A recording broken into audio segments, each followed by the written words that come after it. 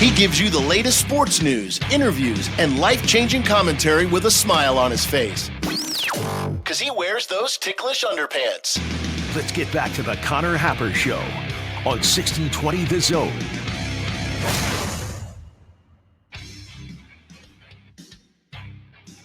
Josh mentioned during the break, the countdown clock is on. We don't have much time left together. Pedro has an idea of what one of us could do when the show self-destructs at 800 shows. Hi, Pedro. Pedro writes in, "Hi, guys. I imagine that Josh will leave the show if he becomes the mayor. He couldn't do both jobs and do them justice." I think I could. But that's your way out, Josh. Mm-hmm.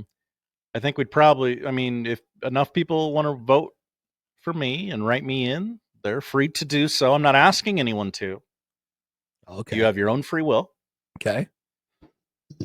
But if you were to do that, you would take the job. I would. Yeah. If the city, if elected, you would take the job. I would serve. And you would leave the show. No. I don't know, Josh. You already have 3. Do you think we can get you out of your other jobs in the building, maybe? Or you could just do... I would very much like that, okay. Yes. January was a long time ago, Connor. Yeah. Yeah. So, you got options. I don't know what I'd do. I'd be one of your 12 jobs? No, I could never. I'd be miserable. Also, I'm looking for some... Drake's about to fire up here. Yeah, it should be underway. This remote is broken. Well, yeah, it was literally in like 4 pieces earlier this week. Southern Illinois and Drake? Yeah. The Salukis? Mm-hmm. The Egyptian Dogs and the Bulldogs. Gotta look at that. And nothing else. Gotta look at some Bennett Sturts, some Ben McCollum going on up at Arch Madness. Josh, Ryan Kalkbrenner. I have some Ryan Kalkbrenner news. News? Yes. Ready? He's not sick that I know of. Okay. Ryan Kalkbrenner has been named one of the 5 finalists for the 2025 Kareem Abdul-Jabbar Award. Bleep off, kid. Named after the class of 1995 Hall of Famer and 3-time NCAA champion Kareem Abdul-Jabbar. The annual honor, in its 11th year, recognizes the top center in men's college basketball. It is Ryan Kalkbrenner, Vlad Golden from Michigan, formerly of FAU, Nate Biddle from Oregon, Max Reynaud, Stanford, and Derek Queen of Maryland. I have a take. It's a lot of Big Ten talent in there. Yeah, what's your take? Ryan Kalkbrenner is going to win this. Oh, really? Yeah, as he should. What makes you say that? I think he's the best out of all of those. You seem biased, but I also think you're right. I don't know what I can say about Ryan Kalkbrenner anymore that people won't be like, bleh. Bleh. Jeff is here on cue. Hi, Jeff. First he's Patrick Ewing, and now he's Kareem. He's going to win Kareem's award, okay? It's named after him. It's named after Kareem. A couple of takes on Josh as the mayor. Alex and Lincoln, Josh is the mayor we deserve. Not the mayor we deserve, but the mayor we needed. And Whopper tweets in, hi, Whopper. Josh moves to St. Louis after becoming mayor, thus ending the show. That's how the show would end. I could do this show from St. Louis. You could do a lot of things from St. Louis. You know they got an arch there? I had heard about that. It's that why they call it Arch Madness? Yeah, it is not. I thought they named it after some wacko broadcaster. Not or something for like. Arch Manning. Okay, all right. Never mind. Tomorrow is Creighton Senior Day. They cinch up a 2 seed in the Big East tournament with a win over Butler. It's Ryan Kalkbrenner's Senior Day, but I kind of feel bad for Stephen Ashworth and Jemiah Neal and Samuel Osmani because it's definitely Ryan Kalkbrenner's Senior Day. Yep. Yeah. Which I do think is part of the reason why you don't lift the jersey into the rafters tomorrow. Like, this is also for other people. And it's an excuse to get everybody back together in 5 years and say, hey, what's going on? To juice an attendance number against, absolutely. I don't know, Seton Hall or not some crappy non-conference school. Yeah. Alabama State. I got some Kalkbrenner stuff here in a second, but I wanted to throw in a Rob Anderson stat that might trigger people before we talk about him. Ready? Hi, Rob. So- Thanks for triggering the No, audience. this is Rob didn't do this. Me relaying this information is going to trigger people, Okay. especially Jeff. Jeff always gets angry when we talk about Creighton. Listen up, Jeff. All right, here we go, Jeff. Creighton is on pace to set an NCAA single season record with just 10.9 fouls per game. They foul less than 11 times per game, which would be the least per game ever. So I get full disclosure. Some people. Full disclosure, I get a text from Mike Schaefer the other night. Mike Schaefer, he's watching Creighton right before they're playing Nebraska, obviously. And he's like, "Hey, I'll read it to you as verbatim. Did you know that Creighton is first in the country for personal fouls?" And I go, "Well, I assume you mean least personal fouls." Yes, I did know that. The lowest total. Yes, I did. It's, and then we went back and forth for a few minutes of like, here's why I knew this, because this is kind of what they do. And there was a discussion, and I think it's become an argumentative point among many people in the Big East. Creighton, I saw a whole thing back and forth with the St. John's people several weeks ago. Creighton doesn't get fouls called against them. There was that one Seton Hall guy who was like, "This is amazing. The foul discrepancy is like 8-1 right now." It's like, yeah, on one hand, you have a very unskilled bowling ball football playing team with Dylan Adewusu, who, just runs into people, and that's offense for him. And then you have a very skilled and not particularly athletic, like, keep everything in front of you team. And people are like, "I can't believe Creighton doesn't get called for more fouls. This must be a conspiracy to prop up the tiny private school in Omaha, Nebraska." That's what they think. That's often what the sport of men's college basketball loves to do. It's just propping up Creighton.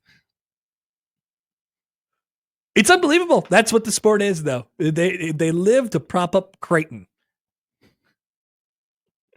What a weird conspiracy. I don't know what that is, but anyway, that is a thought. So I just figured I'd trigger some people right out of the gate. On Kalkbrenner, 2 blocks away from being the leading shot blocker in Big East history. You know who he's one behind at this very moment? Kareem Abdul-Jabbar. No, he didn't play in the Big East. But Patrick Ewing. I don't know what conference any school's in anymore. Patrick Ewing. Patrick Ewing? Yes, he is Patrick Ewing. He needs 2 blocks to pass Patrick Ewing for the most blocked shots in Big East Conference history. Larry O'Brien Trophy participant, Patrick Ewing? That's right. The star actor of Space Jam? Ryan Kalkbrenner owns Big East career records for field goal percentage, games, minutes, total field goals. He has played in more wins, Big East tournament wins, NCAA tournament wins than any other player in Creighton basketball history. That's 114 wins, 5 Big East tournament wins, and 8 NCAA tournament wins. You will have a chance to add to all of them down the stretch, but they're already Creighton records. But has he been in an Exorcist movie? Patrick Ewing has. Yeah, pretty quiet over there, aren't you? I got nothing for you. I got nothing for you. Not putting Ryan Kalkbrenner in any Exorcist movies. But that is not what makes Ryan Kalkbrenner special, even though at the end of the day he will be statistically the second best player in Creighton basketball history and the second most impactful player in Creighton basketball history. It is about I think they truly developed a raw project into one of the greatest players in program history. Might not see that one again, Josh. Might be tough. Yeah, that was I don't know how to explain it, but yeah, that's probably the best way to explain it. What makes him special is part of what makes him special anyway, is the time period in which he has accomplished what he has accomplished. Not only in the style of game, but in the idea that, if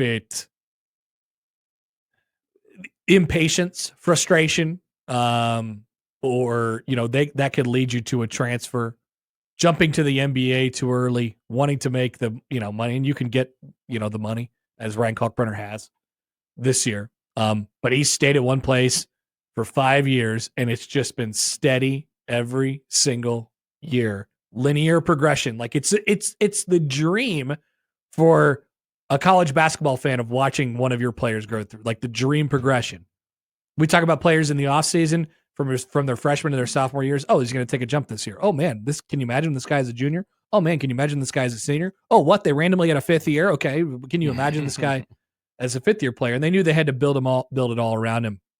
I was watching, when I think about Kalkbrenner, I think about how they have built an entire program basically surrounding his strengths over the last 5 years. They built an entire defense around it. That's for sure. And it's not just a defense. It is a top 25 defense in the country. I think that's absolutely part of his legacy. But last night, I just wanted to go into the archive. And so I pulled up, what a weird time. I pulled up the Kansas game from 2020. Not this Kansas game, the Kansas game from 2020. Okay. Ryan Kalkbrenner was a participant in that game. Did you know that? It's so long ago. How is that possible? It was a COVID year. There was a couple thousand people there, friends and family only. And it was a couple top 10 teams. Ryan Kalkbrenner at one point was on the floor with Marcus Zagorowski, Denzel Mahoney, Damian Jefferson, and Mitch Ballock. Also Christian Brown, who was on that KU team. He's been in the NBA for like 3 years now. He was getting beat up a little bit down there by David McCormick from Kansas. I was trying to watch him, just kind of possession by possession, and it was him, but it wasn't, right? Kalkbrenner was going for blocks. He was leaving his feet. He was undisciplined. This box score is weird. He was unfocused. He was lunging at the ball on post catches on defense. You could see how it was going to be a difficult project for him to become a player who doesn't foul. Think about that as his legacy now. I mean, I don't think he had any control over his body 5 years ago, right? And like I said, a lot of that is just discipline. A lot of that is just not lunging at the basketball, not going for blocks. And the discipline that he has gained over the last 5 years, and gradually so, has allowed him to become the defensive monster that he has sort of become. Like I said, they truly developed. This is a bright shining star in Greg McDermott's coaching career. They truly developed one of the greatest players in program history. It's just crazy that you're gonna, that you have seen something like that over the last 5 years, and that you might not see it you might not see it happen that way again. Creighton's going to be full of, just like every other school, best case scenario, you get a guy out of the transfer portal. Obviously, you get a guy out of the high school ranks, and they're a part of your culture for a couple of years. They hope that Jackson McAndrew is going to be around for a long time, and Ty Davis is going to be around for a long time. But they already lost Larry Johnson from that class, but most of the roster and most of the playmakers from the roster on a year by year basis, you can kind of go through it in 2 year spurts, right? Baylor Shireman, 2-year guy, a lot better in his second year. And now look at him. Dropping 15 and blowing kisses in the association last night. Who's Kyle taking? That's what he was wondering last night with his crazy haircut and his mustache. He's really, really grown into that city. Oh. Pedro writes in. Hi, Pedro. He says, "Hi guys. Ryan made the big jump after he came back from the under 20 World Championship. He had so much confidence after that. That was definitely a moment in his career. That was after his sophomore year or after his freshman year. I can't remember because there's been so many years now. But I don't know. I wanted to take 10 or 15 minutes and just like, I know we give the guy his credit all the time, and we should. And I bet even Creighton fans are probably sick of me saying like, hey, we got to think about this guy when we think about the best of all time. Like everybody already knows. I'm preaching the choir, I guess, at this point. But I don't know. When you think about the context in which his career has taken place and You know, we're going to give, as we should, because he's been doing this for a long time, we're going to give Mac a lot of credit on it. He deserves a lot of credit on it. But, you know, ultimately the player has to do it and the player has to buy into everything. And this guy's one thing, and it's super cliche, but like this guy's one thing is like, no, I'll do whatever you want me to. Just like put me in the best position and I want to win. You know? Sure, whatever, I'll come back, you know, make a couple NIL bucks, that'd be great. You know, but I want to win. Like I think I have a good chance to win. I want to win. Okay, well, you got to take on a big scoring role this year. You got to change who you are. It's going to have to be different. How would you say he's done there overall? I mean, this season with hey, okay, you can come back, but I'm going to demand more of you. His points per game average are a couple points up this year. He's averaging almost 20 a game for a top 25 caliber team. He is still every bit as impactful as he is on defense, as he has been on defense, while being more of a usage guy on the offensive side of the ball. Some of that he is not responsible for. Some of how little he gets the ball, he is not responsible for. I always feel like he's sealing somebody off and getting pretty good position. And Creighton, you know, they get pressure put on their guards and they're not able to, you know, post entry to them, or they go through stretches where the lob isn't there and the lob is back and the lob's not there and the lob's back for whatever stretches of the season. It's just sort of dependent on how teams decide to defend them. But I mean, it could have gone worse. Mm-hmm. Yeah, that's for sure. He's upped his points per game by essentially 2 points every year. Yeah. Yeah. It's amazing. It's amazing what he's been. Platt Cat, by the way, writes in. Hi, Platt Cat. Weirdest game I've ever been to. You went to the Kansas COVID game? Were you even allowed?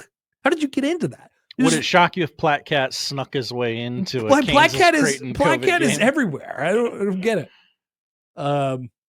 Yeah, I think there was only a couple thousand people there at that game. And I thought, just from watching the highlight last night, it was like a friends and family only type of deal, because that was the game. I mean, Marcus Zagorowski got fouled with a second left, down by 3 on a 3-pointer, made the first 2 free throws and missed the third. All the while they were showing his mom in the stands, and his mom was like, "Oh my God." She was already freaking out, and then he missed the third free throw, and she's just like, you know, that's crazy. Black Cat says they sold tickets. It was like 4. Yeah, I remember it was 4:00 on a Monday. It was totally odd. Yeah. In November of 2020. Debo writes in. Hi, Debo. Look what strides Fred King has made this year. And I don't know why Creighton wouldn't be near the top of the list for any big man. I kind of thought Fred was sort of like a lost cause after a little while. But he's coming in. It was trending that way. He's given much better energy this year, and he's been really, you know, he's actually been pretty impactful in the minutes where Kalkbrenner isn't on the floor, which is about 3 a game. It was working the other night though, so they kept him in. Yeah. I mean, you're playing Seton Hall. Get him some get him some extended run against Seton Hall. They got him some extended run against DePaul twice this year. So, yeah. Tweet from Anthony. Creighton not fouling and fouls not being called on Creighton are 2 different things. Stats can lie. Okay, explain to me how they're different. Well, you can be making contact and not get the whistle. So that's them every game? Yeah. For the last decade? Yes. Okay. Conspiracy. I believe that's what Anthony's saying. All right. I think help get Creighton that 8 seed. I think I understand what he's saying. I mean, but once again, the stats just like I think what Anthony is saying is Creighton fans often use that as a defense mechanism to say, "Hey, look, we don't foul, so you can't call fouls on us." Oh, okay. You know what I mean? Like that's yeah, a foul is a foul, but just know that over a long period of time, they don't do it a lot. They don't, and the only reason they're at 11 a game this year, less than 11 at a game this year, and they're about to set the NCAA record, is because at the end of halves and at the end of games, they're trying to get teams into the bonus or the double bonus or whatever, they're trying to get teams in the bonus. They oftentimes have like 4 fouls to give. They don't foul. They're not a pressure defense. They don't get steals. It's just kind of part of how they operate. Sorry to break it to people. I got a message here. NCAA's sole focus is to prop up Creighton basketball and hold down Nebraska basketball. No other priority. Signed, NU fan. I knew it. I just knew it. I think that sounds right. Corey writes in. Hi, Corey. Who's coming in to replace Kalkbrenner next season? Because respectfully, King is not even close for an entire game. Yeah, I would imagine that Creighton will be in the transfer portal. Good question. Yeah, I would imagine that they would be in the transfer portal selling dudes on being the next Ryan Kalkbrenner, if that's the direction that they want to go with it. But like the one thing about Mac is like people will do this probably after the end of the season. They'll be like, who's going to be the next Kalkbrenner? Like, you don't have to go that route if you don't want to. It certainly fits Creighton's personnel the best, or has historically, but you don't have to go that direction. How quickly does Matt get on a mic look Saturday and say there won't be the next Ryan Kalkbrenner? Absolutely. I think that has to be a part of it, because look at what they were before Kalkbrenner. Like the lineup that I mentioned before with Zagorowski and DJ and Mahoney and Mitch, their starting center was Christian Bishop. And Christian Bishop wasn't, he wasn't a 7-footer blocking shots or anything like that. He was just like a catch and, lob guy. A little bit more of an offensive player, I guess, than he was a defensive player, but not much.